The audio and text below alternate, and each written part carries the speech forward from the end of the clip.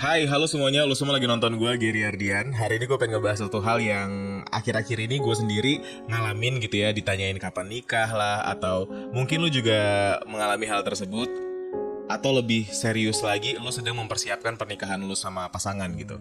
Yang lucunya nih, buat kita-kita yang kadang sebel ditanya kapan nikah, fase ini kan sebenarnya sementara kan dalam kehidupan kita kan. Kita nggak mungkin gitu seumur hidup ditanya kapan nikah mulu gitu. Tapi gue sendiri ngerasainnya sejauh ini nggak kunjung ngebuat gue terbiasa ditanya kapan nikah gitu. Apalagi orang-orang yang nggak pernah menyeimbangkan informasi yang dia dapat gitu ya dengan testimoni dari mereka yang udah menikah. Kita nggak akan pernah melihat pernikahan dari sudut pandang yang berbeda gitu. Dan ketika podcast ini dirilis, gue sendiri lagi ada di fase dimana teman-teman seumuran gue yang seangkatan udah banyak yang menikah duluan.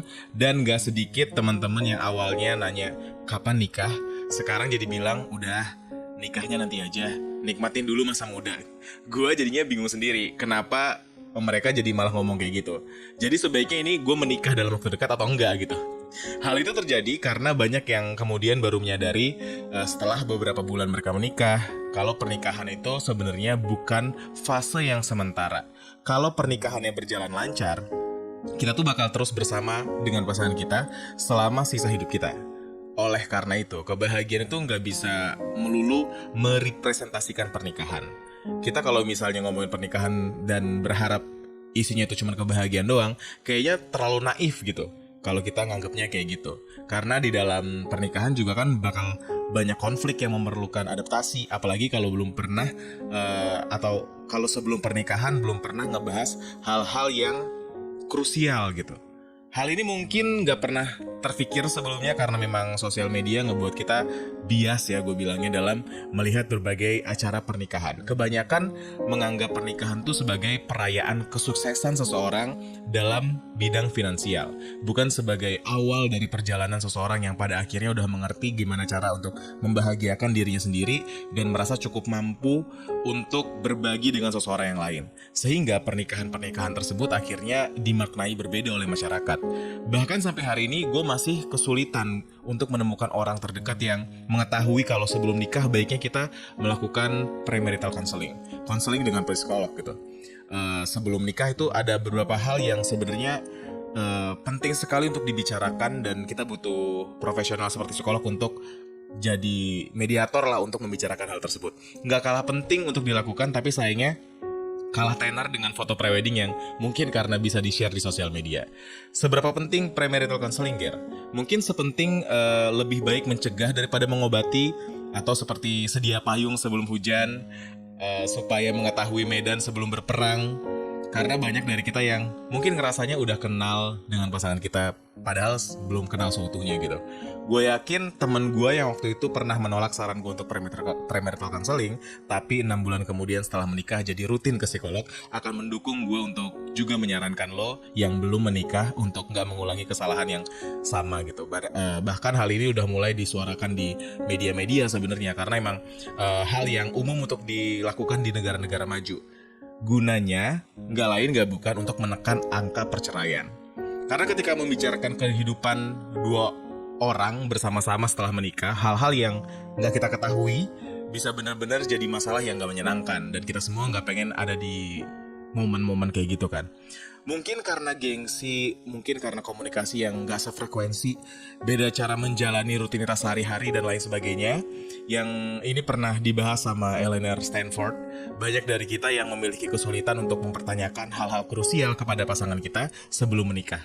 Meskipun pertanyaan-pertanyaan itu nantinya bisa ngebantu kita dalam membina rumah tangga yang sehat, beberapa cuma bisa berharap nantinya pasangan akan bisa mengerti dengan sendirinya tentang apa yang ia ingin ubah gitu dari pasangannya. Seorang Executive Director of National Institute of Relationship Enhancement, Robert Suka, pernah bilang, "If you don't deal with an issue before marriage, you deal with it while you're married." Kalau kita nggak pernah membereskan masalah sebelum menikah, kita bakal terus menghadapinya selama pernikahan itu berlangsung. Untuk mendukung pernyataan tersebut, gue bikin podcast ini. soal pertanyaan-pertanyaan yang bisa kita kasih ke pasangan sebelum menuju ke pelaminan. Sebagai bahan pertimbangan, sudah sesiap apa lo dan dia menghadapi pernikahan. Gue berharap sekali podcast kali ini bisa lo share juga ke pasangan dan bisa jadi bahan diskusi juga ketika ada momen untuk membicarakan soal masa depan gitu.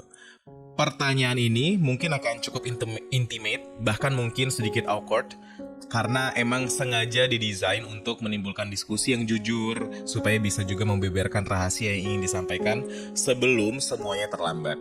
Oke, kita bakal mulai dari pertanyaan pertama. Pertanyaan yang harus kita tanyakan ke pasangan sebelum menikah adalah tentang keluarga. Apakah keluarga lo melempar piring, membanting pintu, memukul, melontarkan kalimat kasar, dan melakukan tindakan kekerasan lain ketika marah? Kita semua dibentuk dari kehidupan kita masing-masing, terutama keluarga. Oleh karena itu, hal semacam ini tuh ada baiknya diketahuin sebelum kita menjalin hubungan rumah tangga. Kita harus tahu gitu, bagaimana cara menanggapi perbedaan yang ada di keluarga masing-masing. Karena pernikahan bukan hanya bersatunya dua orang, tapi juga bersatunya dua keluarga. Pertanyaan kedua, kita nanti mau punya anak nggak? Kalau kamu punya anak, mau nggak ngurusinnya juga? Bahasan soal anak nggak boleh dianggap remeh. Dari sini kita bisa ngelihat kesiapan satu sama lain dalam menjadi orang tua. Akan menjadi orang tua seperti apa kita nantinya? Kapan waktu yang tepat untuk jadi orang tua? Dalam merawat anak, bagaimana kita mau berbagi atau membagi tugasnya? Pertanyaan ketiga, apakah hubungan-hubungan lo sebelumnya bisa membawa dampak buruk di hubungan lo ke depannya? Dari National Marriage Project-nya Bradford Wilcox, penelitian ini mengindikasi bahwa memiliki terlalu banyak hubungan yang serius akan menambah risiko perceraian yang lebih tinggi lagi dan membuat kualitas pernikahan jadi rendah. Kenapa bisa gitu? Hal ini bisa terjadi karena orang tersebut memiliki lebih banyak pengalaman dengan putus, sehingga bisa jadi ketahanannya dalam hubungan jadi ikut rendah juga karena merasa terbiasa untuk mengakhiri hubungan, dan juga berpotensi membandingkan hubungan yang sebelumnya dengan pasangan yang sekarang. Dengan mendiskusikan hal ini, kita bisa sama-sama belajar untuk menghargai dan menerima bahwa setiap orang memiliki kehidupannya sendiri-sendiri sebelum ia bertemu dengan kita. Jika kita memiliki mantan yang banyak, kita harus berkomitmen untuk nggak membandingkan hubungan kita yang sekarang dengan hubungan-hubungan yang sebelumnya. Karena seperti yang disampaikan di berbagai penelitian, perbandingan-perbandingan tersebut berkemungkinan besar menyebabkan perceraian nantinya. Pertanyaan keempat, seberapa penting agama untuk masing-masing? Ketika seseorang menjalin hubungan rumah tangga dengan membawa background yang berbeda-beda, masing-masing harus berusaha untuk bisa bekerja sama dan menemukan kesamaan dalam beribadah. Dan hal ini juga berguna untuk saling beradaptasi dengan keluarga baru yang akan dimasuki kehidupannya. Agama merupakan sesuatu hal yang sangat fundamental, bahkan sangat krusial untuk beberapa orang. Bisakah lo dan pasangan berada di jalur yang sama tentang ini nantinya? Apalagi yang memiliki harapan-harapan dalam segala sesuatu yang berhubungan dengan agama. Misalnya, ingin naik haji bareng pasangan, atau semacamnya. Bisakah rencana-rencana tersebut dibicarakan? Pertanyaan kelima, bagaimana pandangan masing-masing soal hutang? Apakah dia memiliki hutang sebelum menikah? Sangat penting sekali untuk mengetahui bagaimana masing-masing kalian memandang tentang hutang. Apalagi kalau salah satu dari kalian menganggap hutang adalah sesuatu hal yang tidak boleh untuk dilakukan, sedangkan dari pihak lain, dari pasangan kalian menganggap hutang adalah sesuatu hal yang wajar untuk dilakukan. Banyak pasangan yang gagal dalam mendiskusikan keuangan, padahal hal ini sangat krusial. Bahkan gue punya temen yang setelah menikah jadi menghubungi gue waktu itu untuk berhutang demi menutupi hutang yang dimiliki oleh pasangannya. Ini bisa gawat banget kan? Apalagi setelah mengetahui fakta bahwa perceraian biasanya dikarenakan masalah finansial. Pertanyaan keenam, seberapa banyak uang yang boleh dibelanjakan untuk hal yang konsumtif? Sama halnya dengan hutang, membeli barang yang konsumtif kadang bisa menjadi masalah besar ketika tidak memiliki batasan. Kesiapan dasar finansial yang menjadi kunci dalam hal ini. Seperti apa kendali keuangan kalian untuk di masa depan? Siapakah di antara kalian yang paling hemat dan cocok untuk memegang kendali dalam keuangan tersebut? Pertanyaan ketujuh, privacy seperti apa yang dibutuhkan untuk masing-masing kalian? Kita udah pernah ngebahas bedanya privacy dan secrecy. Kalau lo belum dengar, gue saranin dengerin dulu podcast tersebut untuk ngerti kalau nggak semua hal harus secara terbuka diketahui oleh pasangan kita dengan syarat-syarat tertentu. Privacy di sini berguna untuk misalnya introvert yang sedang menyendiri gitu. Atau bahkan mungkin untuk seseorang yang merasa hobinya nggak perlu dicampurin orang lain, termasuk pasangannya.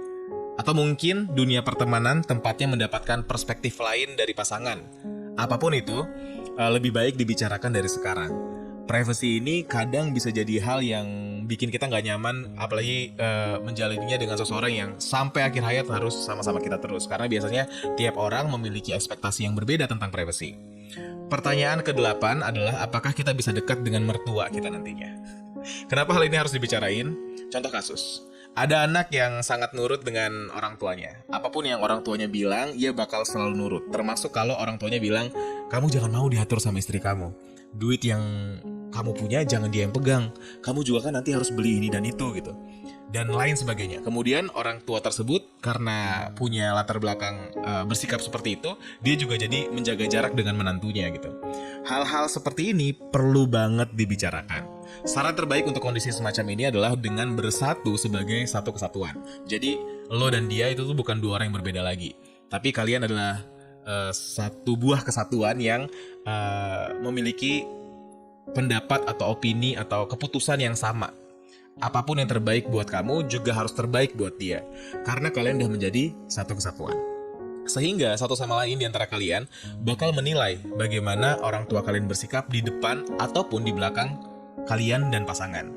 Kemauan untuk merayu orang tua agar mengerti kalau kalian sekarang adalah satu kesatuan yang tidak boleh dibeda-bedakan dan tidak boleh salah satu diuntungkan dan salah satu yang lainnya dirugikan, diharap bisa membuat orang tua jadi mengerti untuk tidak melakukan hal semacam yang kayak tadi gitu.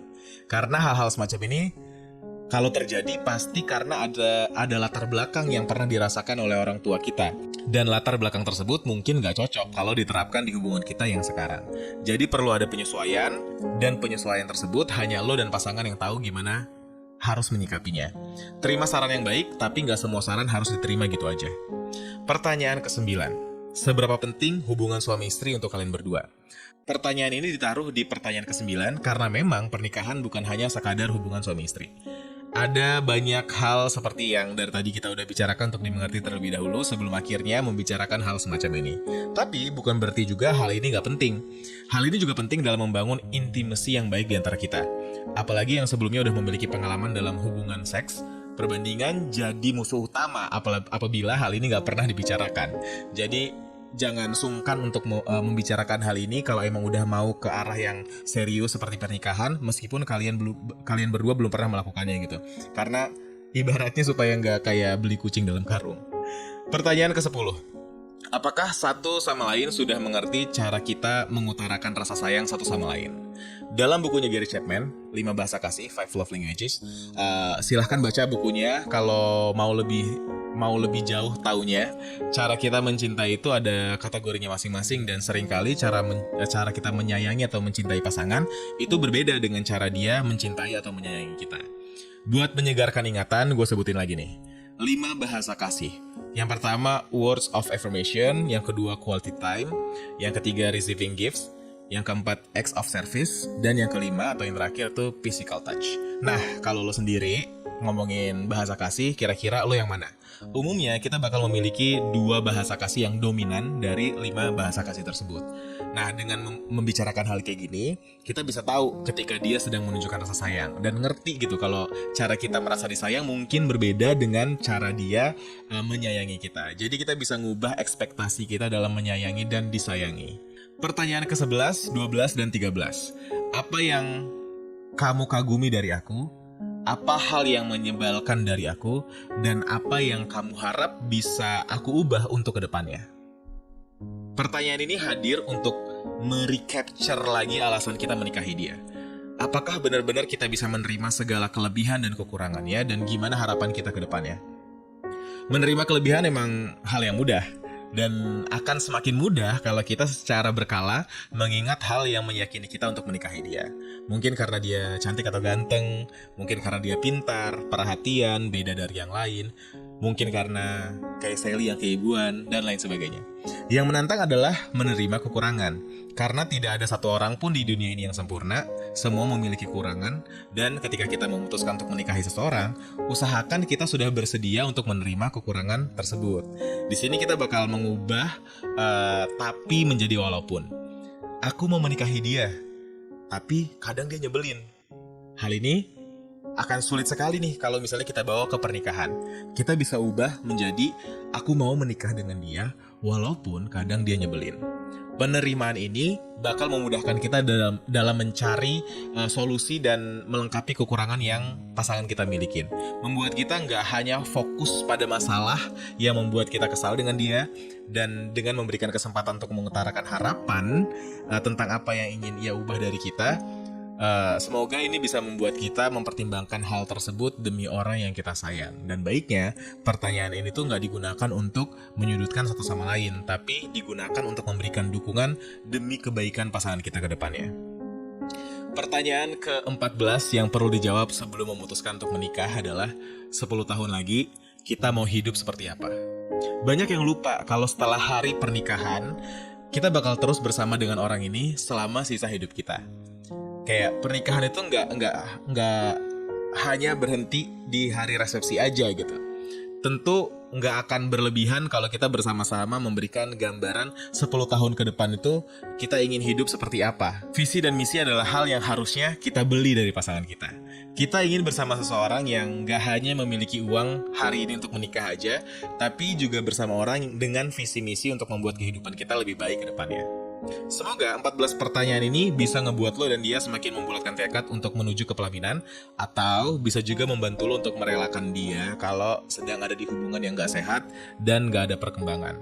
Karena pernikahan bukan sekadar membutuhkan rasa sayang. Lebih daripada itu, kita bicara soal tanggung jawab, kesetiaan, dan ketersediaan dalam berbagi kebahagiaan.